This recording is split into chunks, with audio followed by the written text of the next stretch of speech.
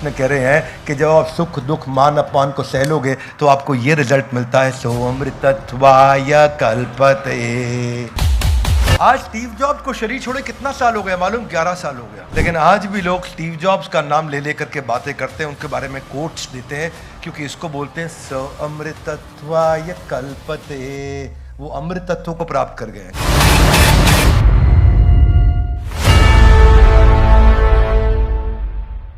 तो आज के एपिसोड में हम चर्चा करेंगे दूसरे अध्याय का 15वां श्लोक।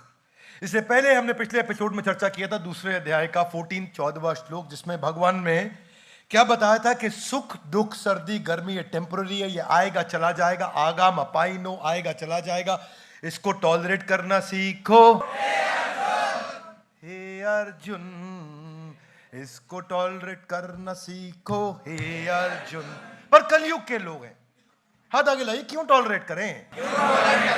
भगवान अगले श्लोक में बताएंगे टॉलरेट करोगे तो क्या मिलेगा। तो इसीलिए आज दूसरे अध्याय के 15वें श्लोक में चर्चा करते हैं। हाथ आगे लाइए, मिलेगा क्या? मिलेगा। जो भगवान बताएंगे पीछे, जो आपने 13, 14 में समझा है, 11th में समझा है।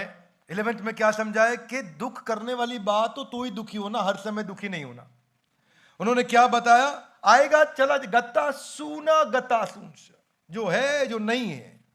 फिर आगे बताया सुख दुख मान अपमान। अच्छी बहुत बढ़िया बातचीत चल रही है। यहां बताया ये करोगे तो मिलेगा क्या। दूसरे अध्याय का 15वां श्लोक मेरे पीछे बोलिए, यम ही न व्यथयन्ते ते पुरुषम पुरुषर्षभा सम दुख सुखम धीरम सो अमृतत्वाय कल्पते। अनुवाद व तात्पर्य इसी भक्ति वेदांत स्वामी शिल प्रभुपाद जी के द्वारा शिल प्रभुपाद की। हे पुरुष श्रेष्ठ अर्जुन, जो पुरुष सुख और दुख में विचलित नहीं होता, ये पिछले में बता दिया, सुख और दुख को क्या करो, इसको टॉलरेट करना सीखो हे अर्जुन। तो भगवान ने बताया जो नहीं होगा विचलित, जो इसको सीख जाएगा और दोनों में संभाव रख पाएगा, वो निश्चित रूप से स अमृतत्वाय कल्पते, यानी कि वो अमृत तत्व को प्राप्त कर जाता है। हाथ आगे लाइए, वो क्या है? अमृत तत्व मतलब मृत मतलब मर जाएगा, अमृत मतलब कभी नहीं मरेगा। इसके दो अर्थ होते हैं।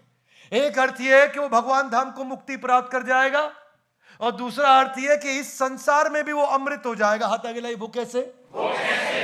वो संसार से चले जाने के बाद भी लोग उसको उतना ही प्रेम से याद करेंगे जितना तब करते थे जब वो नहीं था, या जब वो था, और हो सकता है कई केसेस में उससे भी ज्यादा करें जब वो नहीं है। भगवान कह रहे हैं सुख दुख से जो विचलित नहीं होता वो मुक्ति का पात्र है, और liberation is the highest gift.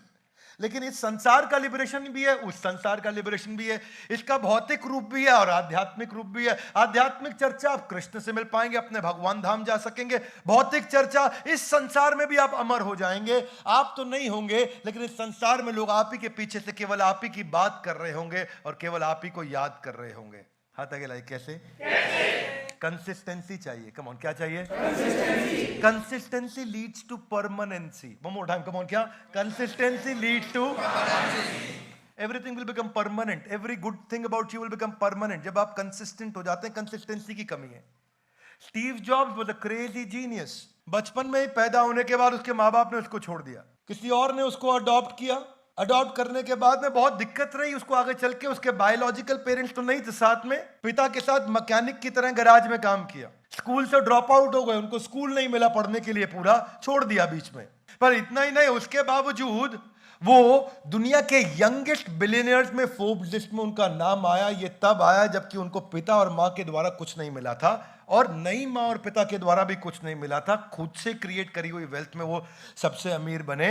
उन्होंने मैकिन्टोश ग्रुप बनाया, नेक्स्ट कंप्यूटर बनाया, जिसको बाद में एप्पल के साथ मर्ज किया, लेकिन उनको अपनी ही कंपनी से निकाल दिया गया था। अपनी ही कंपनी से निकाल दिया गया। उन्होंने आगे चल के आईपॉड, आईपैड और आईफोन, तीन रेवोल्यूशनरी प्रोडक्ट्स भी क्रिएट करे, और वो आगे चल के एक rare form of pancreatic cancer, दुनिया का इतना पैसा उनके पास, उसका ट्रीटमेंट नहीं ले पाए, फिर चले गए। वो बहुत अच्छा काम किया उन्होंने। काफी कठिन परिस्थितियों में कितना आध्यात्मिक जगहों पे भटकते रहे, ढूंढते रहे, आध्यात्मिक ज्ञान भी ढूंढते रहे। भारतवर्ष आए, नीम करौरी बाबा, हरे कृष्णा मंदिर जाया करते थे वो यूएस में प्रसाद खाने के लिए, आप लोग को मालूम होगा सबको, जिसके बारे में उन्होंने एक यूनिवर्सिटी में बताया भी था कॉन्वोकेशन सेरेमनी के अंदर। And I would walk the 7 miles across town every Sunday night to get one good meal a week at the Hare Krishna temple. बात यह है कि जब कंसिस्टेंसी होती है, आज स्टीव जॉब्स को शरीर छोड़े कितना साल हो गया मालूम? 11 साल हो गया। कितना साल हो गया? 11 साल। लेकिन आज भी लोग स्टीव जॉब्स का नाम ले लेकर के बातें करते हैं, उनके बारे में कोट्स देते हैं, क्योंकि इसको बोलते हैं स अमृतत्वाय कल्पते। वो अमृत तत्व को प्राप्त कर गए। कम ऑन, क्या प्राप्त कर गए? वॉल्ट डिज्नी के बारे में सुना? Uncle vault. अंकल वॉल्ट जिंदगी में बहुत बड़े फेलियर रहे। हालांकि उन्होंने लेजेंडरी प्रोडक्ट बनाया मिकी माउस और डोनाल्ड डक, लेकिन वो बनाने से पहले लाइफ में बहुत स्ट्रगल रहा उनकी। जिधर जॉब करने गए वहां से निकाल दिया गया। एक जगह उनका जो पहला एनिमेशन था फ्लिप फ्लॉप, वो फ्लॉप हो गया उनका, जिसमें उनको नौकरी से निकाल दिया गया। बाद में लेटर हेड डिजाइनर बने। लेटर हेड डिजाइन करते हैं ना, हमारे यहाँ सौम्या मैम करती है। वो कंपनी बंद हो गई, फिर चली गई नौकरी उनकी। उसके बाद उन्होंने अपनी कंपनी चालू करी डिज्नी। क्रिएटिव स्किल्स थे पर बिजनेस स्किल्स नहीं थे। कंपनी बैंकरप्ट हो गई। कंपनी बैंकरप्ट हो गई, खत्म हो गई। अब क्या करे? अपने एक रिश्तेदार से $500 उधार मांगे, अपने भाई को नौकरी पर रखा, दोबारा कंपनी चालू करी डिज्नी ब्रदर्स। इस बार डिज्नी ब्रदर्स जब उन्होंने चालू करी, डिज्नी ब्रदर्स लेके आगे बढ़े तो जो उनका डिस्ट्रीब्यूटर था न्यूयॉर्क में, उसी ने उनके सारे एनिमेटर हायर कर लिए। सारे एनिमेटर छोड़ के चले गए, फिर बर्बाद हो गए। जब सब छोड़ के चले गए, तब पहली बार उन्होंने लेजेंडरी कैरेक्टर मिकी माउस तैयार किया, और आगे चल के उनको दुनिया का सबसे बड़ा academy award for the most visionary artist in the world का अवार्ड मिला। And then this is what Walt Disney आज जो दुनिया को मालूम है। आज तो वो संसार में नहीं है, परंतु सो अमृतत्वाय कल्पते। ऐसा व्यक्ति अमृत तत्व को प्राप्त कर जाता। हाथ आगे लाइए। Consistency, permanency. कंसिस्टेंसी का कितना बड़ा रोल है? इतना बड़ा रोल है कंसिस्टेंसी का, समझ में नहीं आता।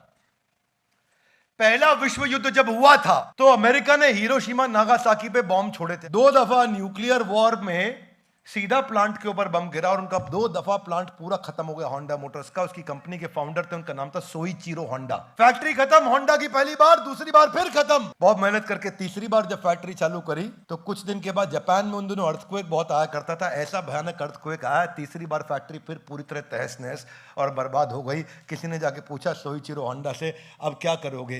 बोले फैक्ट्री बर्बाद हुई है, मेरा कॉन्फिडेंस बर्बाद नहीं हुआ है।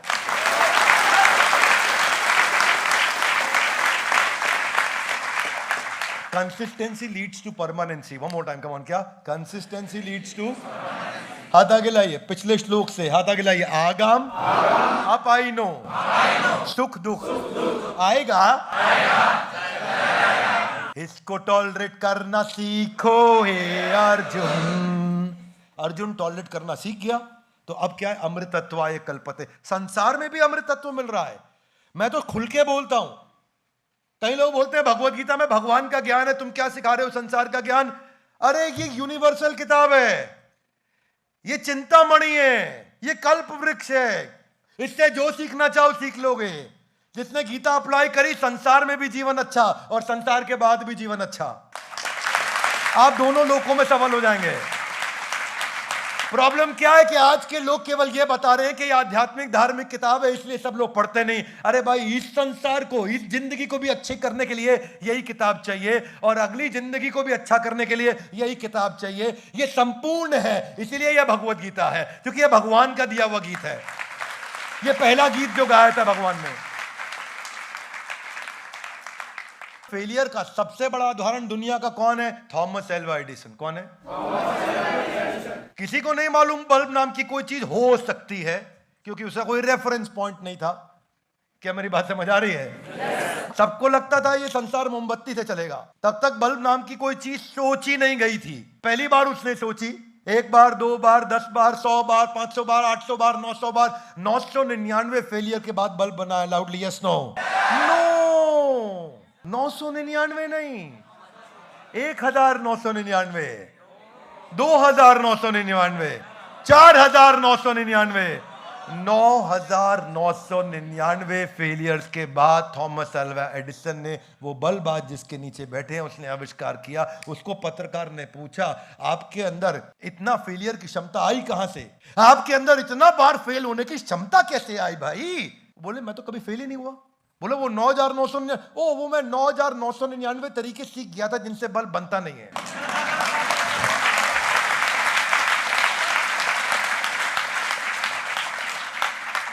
हाथ आगे लाइए। सम सुख दुख धीरम, जो समान रहने वाला है सुख में दुख में, जो धीर है, तो अमृतत्वाय कल्पते, वो अमृत तत्व को प्राप्त करता है, वही तो व्यक्ति अमर होता है। और कौन होने वाला है? वो मिल्खा सिंह, जिसका जीवन इतना कठिन, मैंने उन पर एक वीडियो भी बनाया था, आप लोगों ने देखा होगा, देखा है, फोकस के ऊपर वीडियो बना। पाकिस्तान से आए, माता पिता का देहांत उनके सामने, उनके पूरे परिवार को सामने मारा गया। रहने के लिए उनके पास घर नहीं, पाँव में उनके पास जूता नहीं, पढ़ने के लिए उनके पास स्कूल नहीं, खाने के लिए उनके पास खाना नहीं, पहनने के लिए उनके पास कपड़ा नहीं, चोरी किया करते थे छोटी मोटी, जिसके लिए उनको जेल भी जाना पड़ा। इतना कठिन संघर्ष ही अपने आप में सब कुछ बता देता है कि मिल्खा सिंह जो मिल्खा सिंह बने वो थे कौन? आज तक के ट्रैक एंड फील्ड के सबसे लेजेंडरी एथलीट।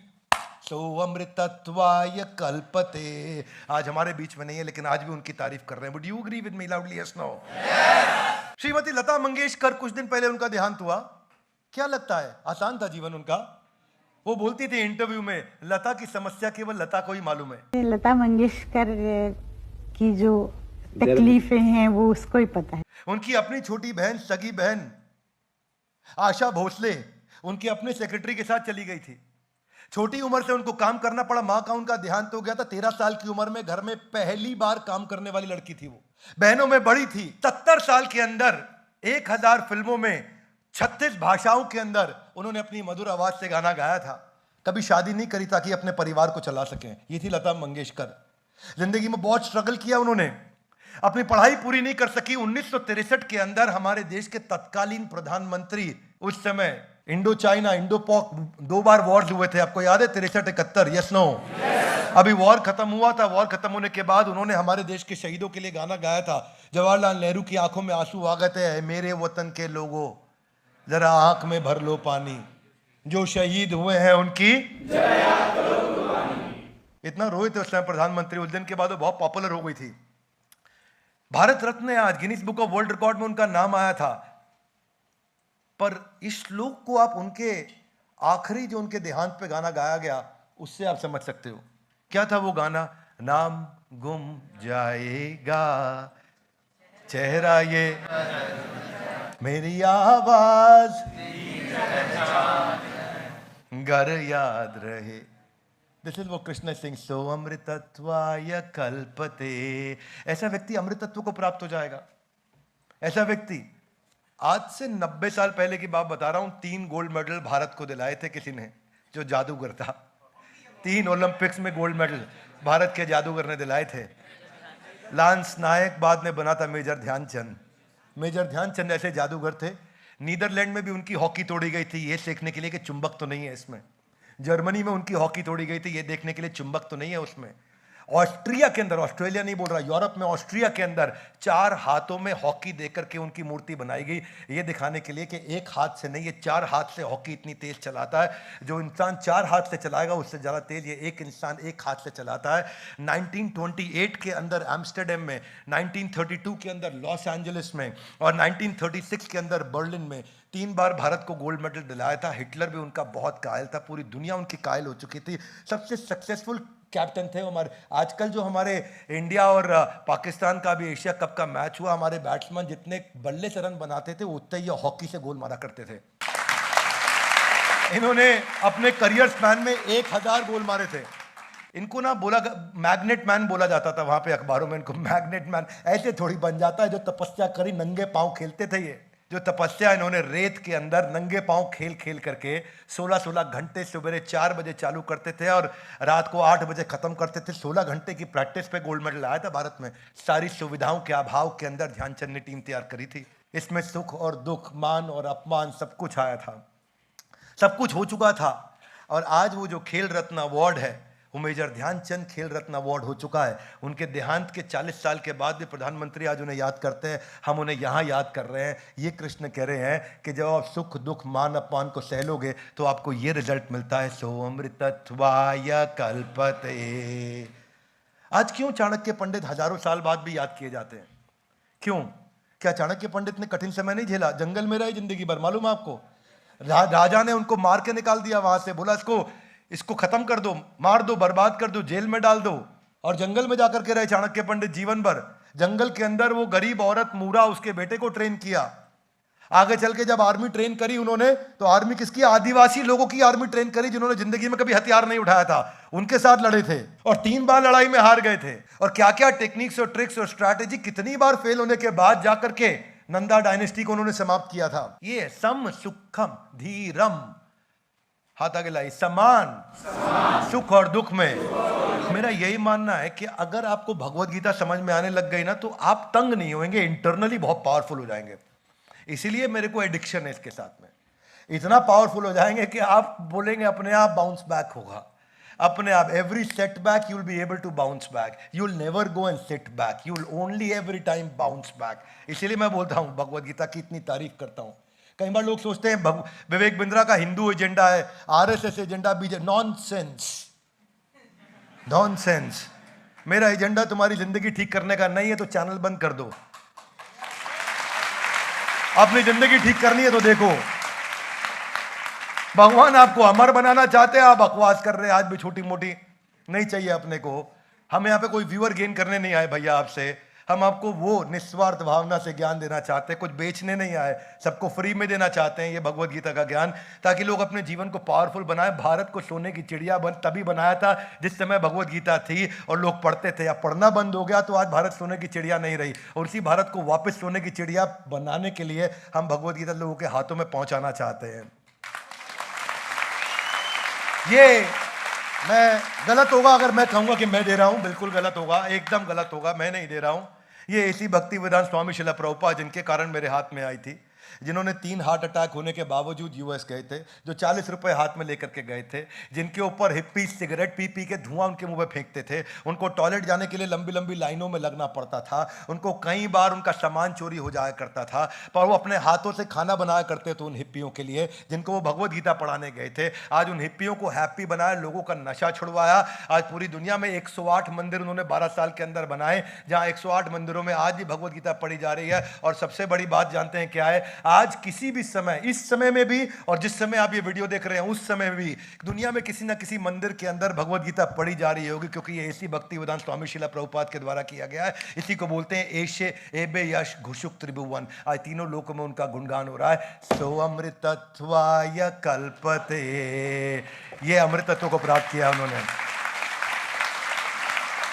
एक ऐसा पावरफुल ग्रंथ है जिसका हर वीडियो एक इंसान को पूरा देखना चाहिए, हर वीडियो अपने लालच के लिए पूरा देखना चाहिए। क्या बात कौन सी कब दिमाग में घर कर जाए और दिमाग का स्विच ऑन कर दे और गेम चेंज कर दे, आपको खड़ा कर दे, और जो आग तैयार हो जाएगी ना, आप you will become undefeatable, powerful missile बन जाओगे, गाइडेड मिसाइल। हरा नहीं पाएगा कोई, आपको दुखी नहीं कर पाएगा जिंदगी में। हर दुखी इंसान को पावरफुल बनाने के टूल है, ये महामंत्र है भगवत गीता। ये कृष्ण का दिया हुआ गीत है, किसी साधारण ऑथर का नहीं है। इसी को हम पढ़ने के लिए एकत्रित होते हैं हर बार। आप भी आइए हमारे साथ, आके एकत्रित होइए, उसको पढ़िए, सुनिए हमारे साथ। ग्रंथराज श्रीमद् भगवत गीता की। हमारे साथ जुड़े रहने के लिए, इस सीरीज के सारे एपिसोड आके देखने के लिए आप सबका हृदय की गहराई से प्रेम पूर्वक बहुत बहुत थैंक यू वेरी मच।